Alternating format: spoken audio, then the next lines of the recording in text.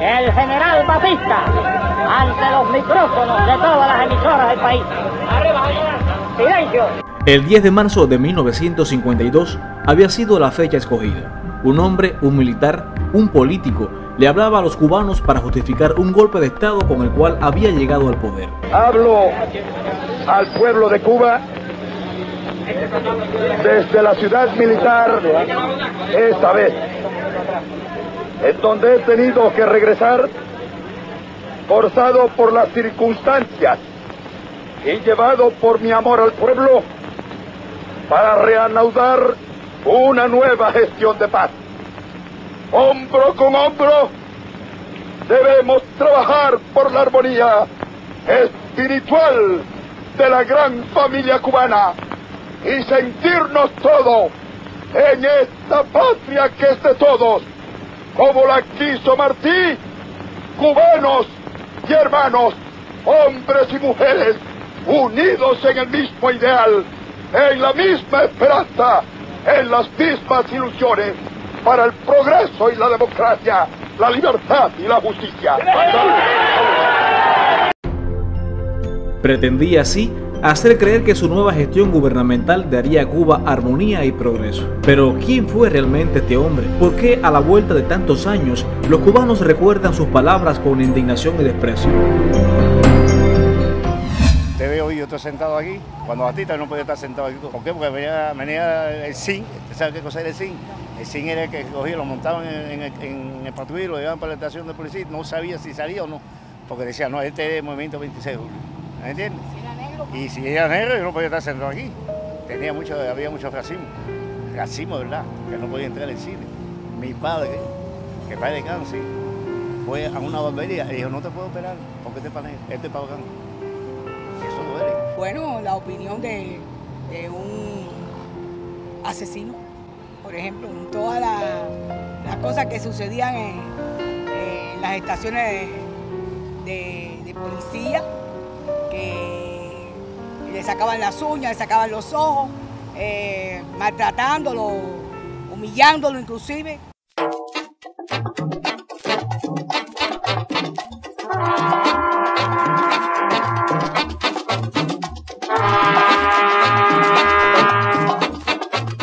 En el año 51 ya empieza a conspirar con vistas al golpe de Estado. Ya él se está promoviendo su candidatura para la presidencia, pero todas las encuestas daban como posible ganador al candidato del Partido Ortodoxo, Roberto Agramonte, y después ya cuando se armó la sextuple alianza en torno al gobierno, pues la sextuple alianza también va ganando fuerza, pero el que evidentemente está en la peor posición es Fulgencio Batista. No tiene posibilidades reales de ganar las elecciones. Y esa es la circunstancia en la que se va a mover en el 51 y principios del 52 hasta que se da el golpe de Estado del 10 de marzo.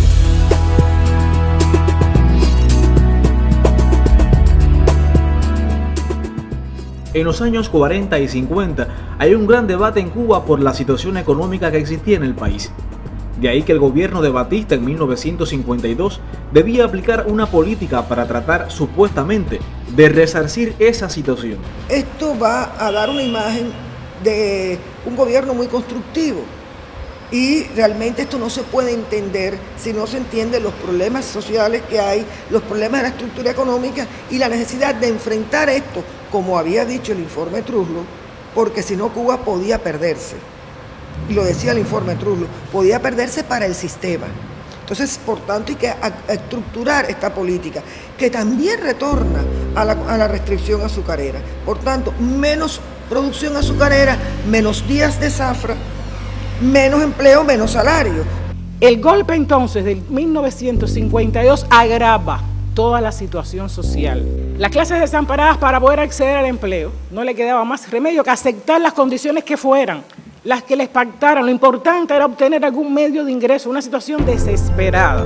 Y es que lo que Batista había pensado que sería todo un éxito, trajo como consecuencia un gran endeudamiento para el país. Realmente la deuda pública crece a niveles extraordinarios en todo este periodo y ya cuando llegamos al año 57 está en niveles que son muy preocupantes. Las cifras de desempleados serían alarmantes.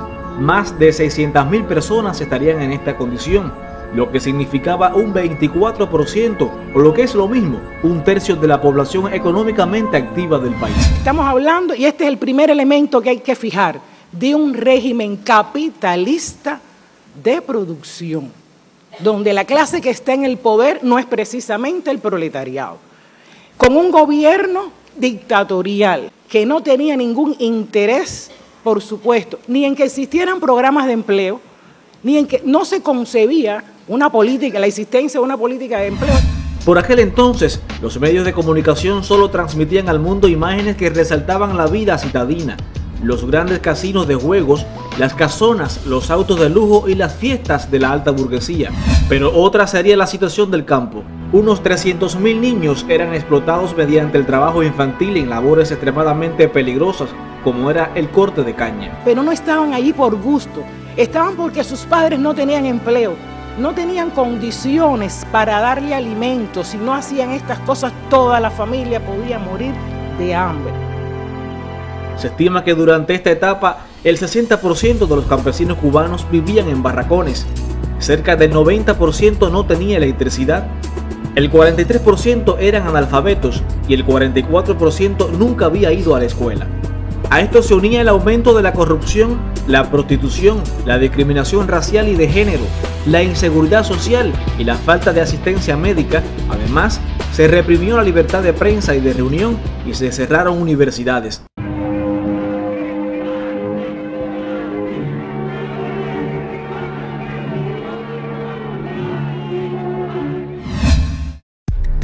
El propio presidente Kennedy reconocía entonces que Estados Unidos era el responsable de la dictadura de Batista y de los atrasos económicos y sociales de Cuba.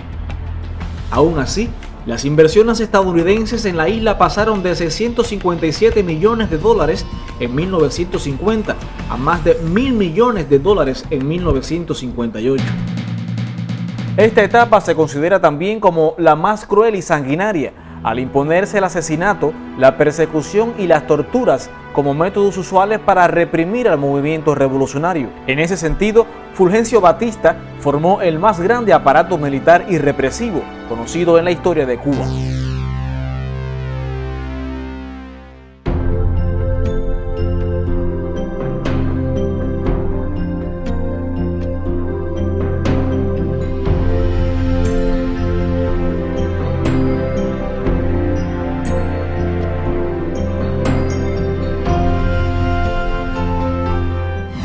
Bajo la tutela y orientación de Batista, se ordenaba asesinar a varios revolucionarios, prisioneros o sospechosos por cada soldado caído en una acción armada. Tras un rostro de hombre carismático, buen padre de familia y de muchos amigos, se escondía una personalidad fría, sin límites para asesinar.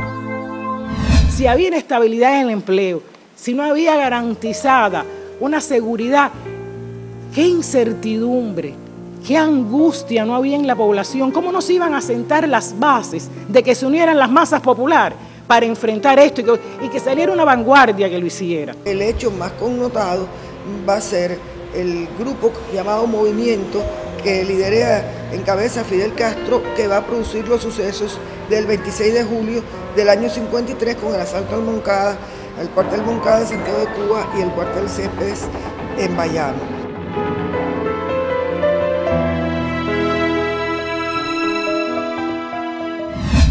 A pesar del apoyo político, económico y militar brindado por Estados Unidos a Batista, los 20.000 soldados con que contaba y la superioridad material no pudo vencer a una guerrilla de 300 hombres armados durante la ofensiva final del verano de 1958, impulsada por Fidel Castro.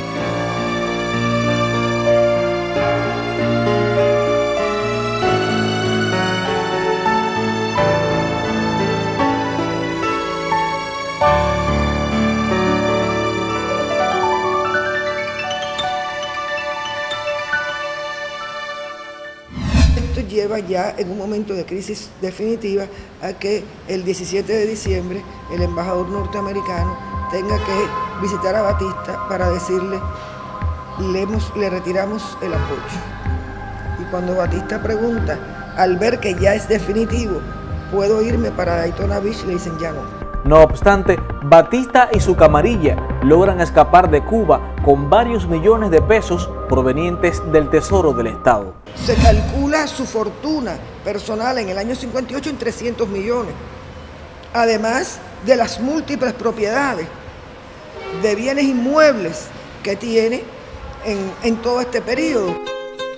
Concluía así esta etapa de dictadura sangrienta y dolorosa para el pueblo cubano, alejada de la democracia, la paz, la justicia, la armonía y el progreso, enarbolados en aquel discurso de marzo de 1952. Con casas de apartamentos y echar al pueblo a sufrir y seguir de modo cruel contra el pueblo conspirando para seguirlo explotando, y en eso llegó Fidel. Y se acabó la diversión, llegó el comandante y mandó a parar. Y se acabó la diversión, llegó el comandante y mandó a parar.